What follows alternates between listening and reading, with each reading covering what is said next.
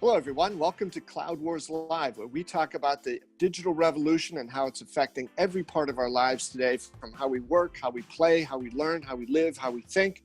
And here on this podcast, we've introduced a new series called the Digital All-Stars, where we've got some experts in particular fields of great importance appearing monthly, and they offer their deeper perspectives on certain key issues. So our Digital All-Star this month is Wayne Sadin. Wayne's been with us a few times for his particular expertise in the area. We call it Wayne Sadin on digital. Wayne's been a CDO, a CTO, a CIO, and he's now an advisor to boards of directors and to the C-suites about how they build their digital businesses, not just to survive, but to thrive into the future. So Wayne, thanks for being with us here today. It's always a pleasure to be here. And particularly today, when something came across my desk and then something got downloaded that got me very upset about how bad a job one company, maybe a couple, have done on the area of cybersecurity. Yeah. All right, Wayne. Well, that's why we love to have you here. You've got the inside track on a number of things, and more importantly, the perspectives on things for how companies can avoid getting into headlines like that. And Wayne, one of the things I think that we'd want to start with here, and it seems sort of basic, right? But we're going to talk about how the C-suite and the board needs to take this, not just a serious issue to talk about, but in some ways leading by example, leading with where they put the resources, not just saying this is important, but really getting after it. Because one of the things we'll get to later on in the podcast is sooner or later, the individuals, the consumers getting burned by this stuff, they're going to get fed up with this, and they're going to figure if these companies aren't going to fix this on their own, maybe we need to resort to the courts to try to force them to do it. So broadly, Wayne, I know there's a couple of key things you and I talked about earlier today that you wanted to get into. So could you start with the big one being, right? Today's world, so complex, so digitally driven, so digitally pervasive everywhere, which is fantastic in a lot of ways, but it also creates then more openings for these increasingly aggressive bad guys to get in and get after things. So it's the boards of directors and the C-suite's responsibility to be even more vigilant than ever before. How do they get started on that? What would you advise them to do? Well, today I'm going to give them a very specific piece of advice. If you're a CIO or a CISO or a C-suite executive or a board director or an investor, go to the government website and download the United States Senate Permanent Subcommittee on Investigations report that came out a couple of days ago, titled How Equifax Neglected Cybersecurity and Suffered a Devastating Data Breach. It's 26 pages of material. If you're non-technical, you just have to read the beginning. And it talks about how a company made basic mistakes over and over and over. Mistakes that you don't have to be a technician to recognize were just dumb things. Were they driven by ignorance? I don't care. Were they driven by budget? I don't have the money. Were they driven by something else? I don't know that I'll ever know. But everybody should read this report and vow to your board if you're a C-suite executive, or vow to the other directors if you're on a board. We're not going to do this stuff. Because, you know, when you talk about cybersecurity, people may have the mistaken impression that most attacks are carried out by armies of clandestine PhDs. Now, while there are some nation-state attacks that are carried out by war-fighting groups, so many companies are taken to their knees by what are called script kiddies, people that don't even know how these viruses work. They're just buying them off the dark web and running them. And when they target your company, sometimes by accident, but oftentimes in the case of Equifax, perhaps on purpose, they can wreak enormous damage. And so to put the Equifax damage in perspective, the people testifying to the front of the Senate this week were not the same people that were leading Equifax when it happened. The new CEO is quoted, the new CIO, the new CISO. So the management team changed. There was also an article that came out of the hearing that said Equifax was spending an extra $1.25 billion in the 2018 to 2020 period for cybersecurity and IT remediation. Now, they're a big company, and they had 8,500 issues that were identified in 2015 by an audit. but it was a lot less than $1.25 billion to fix those things if they'd fixed them early, if they'd fixed them before they got hacked, before they got attacked, and before their reputation was smeared, their customer reputation was miserable, their executives turned over, the new board directors came in, and all these horrible negatives, which, by the way, their competitors were not affected. So it's even worse when you're the only one affected through your own, do I want to say stupidity? I'd use the word negligence, but I'm not a lawyer, so I don't want to use legal terms.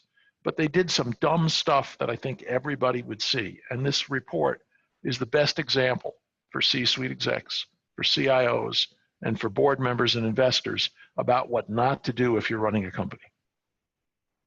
So Wayne, one question I'd like to follow up on that, but right, this isn't the CEO's job, right? CEOs are worried about revenue, closing the books on time, and getting great products out and getting customers. They're too busy, right? They can't be involved in this.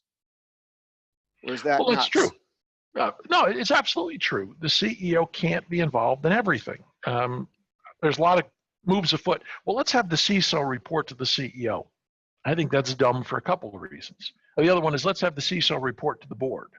That's dumb. That's even dumber for more reasons. Let's start with the board one.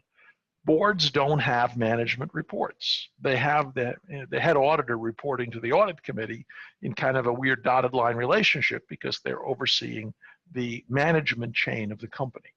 But a CEO is already overburdened, already overworked, already pulled in too many directions. So just imagine you've got a CIO reporting to you. Now, CEOs, your CIO does report to you, right? Not a level down reporting to the CFO or the head of marketing or sales or legal or something. So let's say the CIO is a peer reporting to you. And now you take a CISO that is a fairly technical position and you have them be a peer. And now what happens when they don't agree on something? There's some technical thing the CIO wants to do one way and the CISO wants to do another way. What do? You bring it to your boss. I'd like to see CEOs of non-technical companies, and as a footnote, even of a lot of technical companies, referee between a CISO and a CIO that don't agree on a technical topic. So I just don't think that makes sense because they wind up with the argument at the wrong level. So what should the CEO do? Well, first of all, if you read this report, the first, I think page 6, 7, maybe 8, will just tell you if you get 8,500 findings in an audit report, step 1, don't ignore them. Step 2, actually fix them. Step 3, maybe get another audit done in the next year or so and find out how you've done. So if you were the audit committee of the board or the CEO or the general counsel or the head of compliance or any number of positions, you have access to this report that banking institutions, credit granting institutions get because the government mandates it. If you're the external auditor, where the heck were you? You should read this and say, why aren't you fixing this stuff?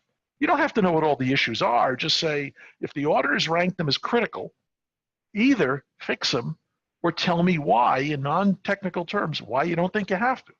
And maybe if you're Equifax-sized company, we'll go hire another expert and to come in and read the report and translate it to English.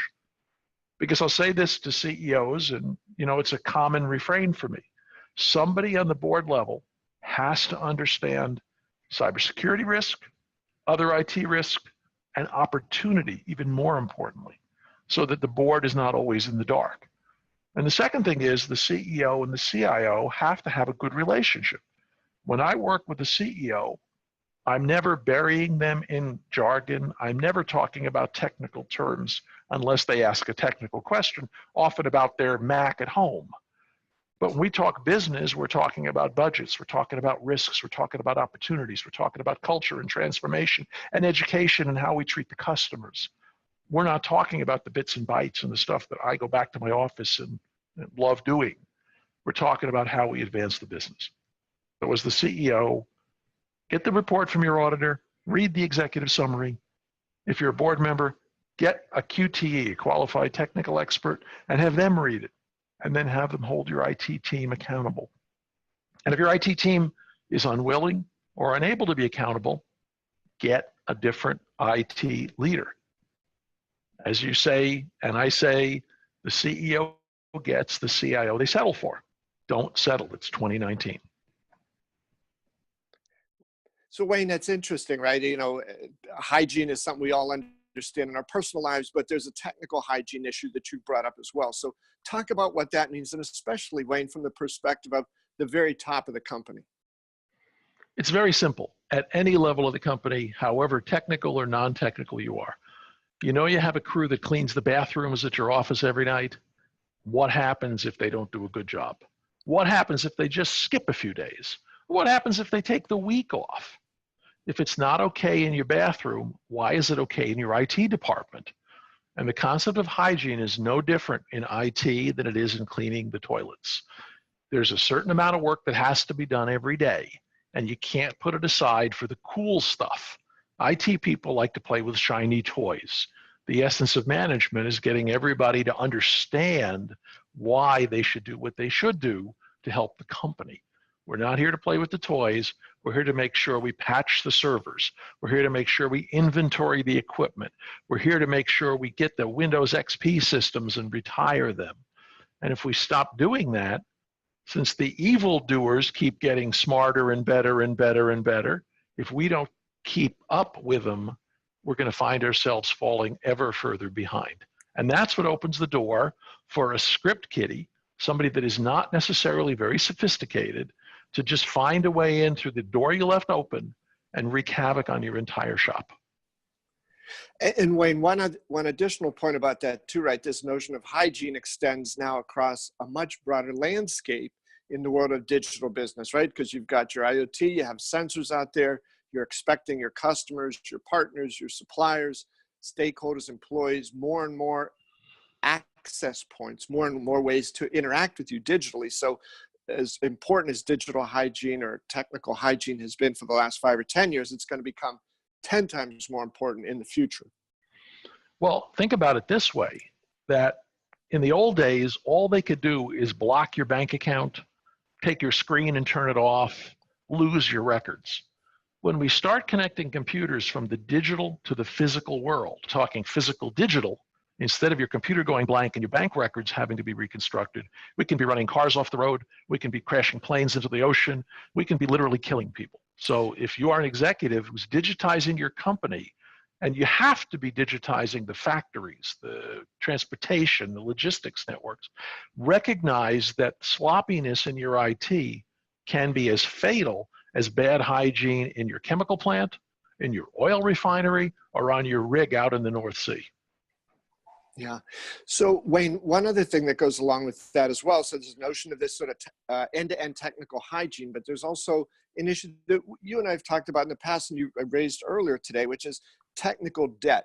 So this isn't some, deep accounting issue that has to be handled or something that the CIO and the CFO can work out. Why should the CEO and the board be very conscious of this notion of technical debt, and what can they do about it? Well, I've had a lot of CEOs or board members say to me, I have a Windows XP computer, and when I turn it on, it runs. What could possibly be wrong with it? And what could be wrong with it is, first of all, the attackers keep getting smarter. The technology keeps forging ahead, and you're stuck with the old Windows XP model. What makes it worse is periodically software vendors, like every other company that makes a living, says we're going to stop supporting the old model. Ever try to get parts for your 30-year-old car? Why is it hard? Because there's no profit in that. The same thing applies to Microsoft or Oracle or one of the cloud companies. If you're running their software and you don't keep it at least somewhat up to date, you're going to find that you no longer get security patches, and that can be totally catastrophic. Let me give you an example. When the malware that's called ransomware that encrypts your hard drive and asks for a Bitcoin ransom, that would be a number of the old ransomwares. You send them some money, they unlock you, but then you get to NotPetya, the one that took down a lot of the world last year. So if you look at examples of that, the systems that were running old XP, the systems that were not patched, the systems that had these holes left in them because nobody was maintaining them, because they were too old to maintain, they were taken down worldwide. And some companies were left with days or weeks or probably the rest of their corporate life, because it ended then, to put this all back together. And so I tell executives, just like if you buy a capital asset and you leave it out in the rain and it rusts, You're going to paint it. You're going to get the rust off. You're going to clean it up, and eventually you're going to throw it away. Think of the bits in your computer. The software rusts. So that's the best way you can think about it. Periodically, you got to get the wire brush out and scrape the rust off, and you've got to do the kind of maintenance on this, and eventually say, even though that old warhorse still starts up every morning, it is not the animal I want to ride to make my company a digital success. And so we can get very technical on technical debt because it's really an accounting problem that's not seen by accountants. It's all the maintenance you should have done and didn't do. And this deferred maintenance creates an off-balance sheet liability. There, I've said the accounting gibberish. What it matters for the CEO and the non-technical board member is you stay at the level you are at here, and the attackers keep going up and up and up and up, and all of a sudden they win and you lose. Can't say it any plainer than that. Yeah. So Wayne, if I could here, I want to tie that to an issue you've addressed on a previous episode, and that is that CEOs get the CIO they settle for, right? And in some ways, if you're a board member, if you're a member of a C-suite, and you continue to believe that these notions of technical hygiene and technical debt are somebody else's problem, not my thing. I'm here, I'm up in the stratosphere of the company. I don't have to deal with that. I think that ultimately you're going to get the outcome that you deserve. And in some ways, that's exactly the attitude that the bad guys, who, as you've said, they're getting smarter, more sophisticated, more aggressive, and more relentless. They're looking for companies that are being lazy. And I'm not an attorney. I don't think that you've been a CDO, a CTO, a CIO. You might be a lawyer. I'm not sure. I don't know. But I think we ought to speculate about this a little. In this litigious society today, these things are not just going to affect your company internally. They are going to lead to lawsuits and litigation that's going to go on for years and could kill a lot of companies. So if there's ever a message that boards and C-suite people need to get, it is that they're not playing with fire here. They're playing with, an ultimate meltdown. Absolutely. And let me throw out two words of legalese that I know: derivative, lawsuit. From the board education I've taken, this is when a lawsuit pierces the corporate veil and somebody goes after the directors themselves. Now, if you're a director of a company, you do not want to be the subject of this litigation. I've never been, thank goodness, but I've been told it's not a fun experience because now it's your assets they're going after, not the corporation you're the steward of. You want to be very careful. There's going to be a lawsuit that's going to pierce the veil. It came close with Target, is my understanding. And we're not done with Marriott. And if you read, I'll say it again, everybody who hears this presentation should go download a copy of that government report. It scathingly, plainly, in no uncertain terms says they just failed. And somebody is going to turn that into a wonderful lawsuit industry, is my non-lawyer guess. And so if you're a CEO, if you're a board member, you should be very worried that one day someone's going to be made an example of. And you sure don't want that to be you. Wayne, per your earlier suggestion, we'll definitely have a link to that report along with this episode and on the site. Wayne, let me give you the last word here. So a few of these things, the technical debt, the technical hygiene that we're talking about, this notion of cybersecurity and the bad guys becoming worse and worse. If you could tell a board or CEOs three things to think about, what three things would you pop into their mind? Well, if it doesn't make sense in your own mind, it's probably not sensible. So if the IT group is giving you the millions of virus incursions they saved you from, ask the question, what'd you miss? How do you know that's enough to miss? Just like you would ask anybody else. What I've said a number of times to you is that IT scares people. It scares board members, it scares C-suite executives because they didn't grow up with it. And I don't mean they didn't grow up with an iPhone in their hand. They didn't grow up with the system talking to customers in their business. That's what matters more than digital entertainment. And so ask questions. Don't be afraid to say, I don't understand that. You should see how many board cybersecurity reports I translate into English and storytelling. Because I'm sure there are people sitting in the room, either their eyes have glazed over or they're afraid to say, I don't know what that term means. I don't know what ransomware means. I don't know what technical debt means. I don't understand how hygiene applies or what patching is. And so if you're a board member or CEO or CFO or anybody but the technical geek, ask them the questions. And you know, I'm going to say this because I say it all the time. It's the risk of cybersecurity breach. It's the risk of failing in a major system implementation. It's the risk of messing up a merger because the cyber stuff doesn't fit together. There are many, many risks, but also there are opportunities. The number of companies I come into that are trying to stitch 200, 300, 500 Excel spreadsheets together, and they call that a system in a publicly traded company. And they get beat up by the auditors every year. Their audit bills continue to skyrocket. If you could come in and fix that stuff, there's money to drop right to the bottom line. It's like shaking the piggy bank and money would fall out. And it's not rocket science. It's intricate. It's like the Jenga game. You got to pull out the right sticks and put them back in the right places. But it is not PhD level computer science.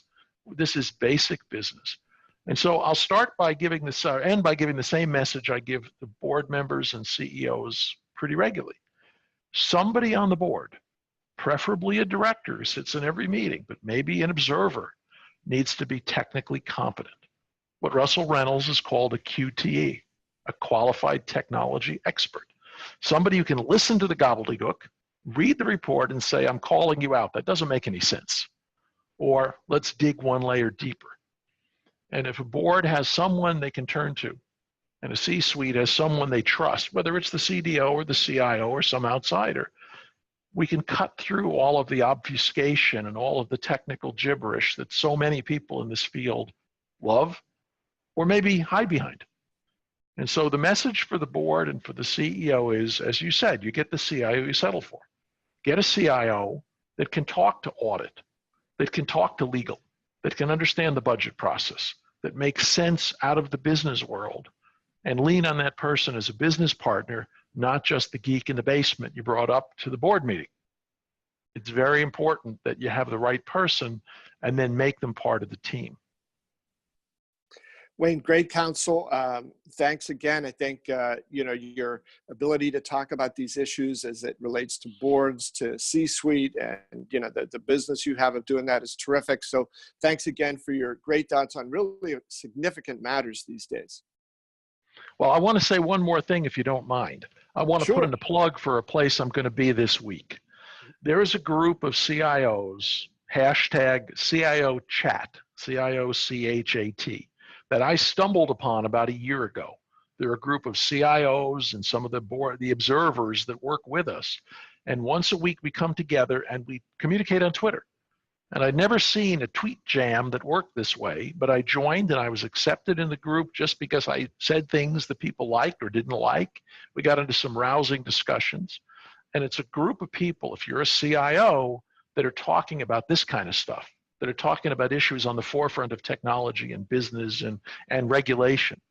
And so this week, we're all getting together. We're going to Boston for the first CIO Chat live event. And so I'm doing a shameless plug for this group, and I get nothing for it. I'm paying to go there, paying out of my own pocket to go there, because it's a chance to sit with CIOs that I respect, that I trust. And so if you're one of those CIOs listening to this, join the group. It's free. CIO Chat, 1 o'clock in the afternoon, my time, Central Time, obviously adjusts for your time zone.